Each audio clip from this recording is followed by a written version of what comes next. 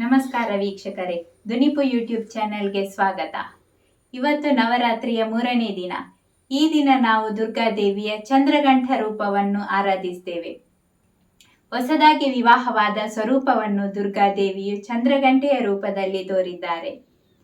ಪಾರ್ವತಿಯು ಕಠಿಣವಾದ ತಪಸ್ಸನ್ನು ಮಾಡಿ ಶಿವನನ್ನು ಮದುವೆಯಾಗುವಲ್ಲಿ ಸಫಲರಾಗುತ್ತಾರೆ. ವಿವಾಹದ ಸಂದರ್ಭದಲ್ಲಿ ಶಿವ ಮತ್ತು ಕೈಲಾಸದ ಗಣಗಳು ಪಾರ್ವತಿ ದೇವಿಯ ಅರಮನೆಯನ್ನು ಪ್ರವೇಶಿಸುತ್ತಾರೆ.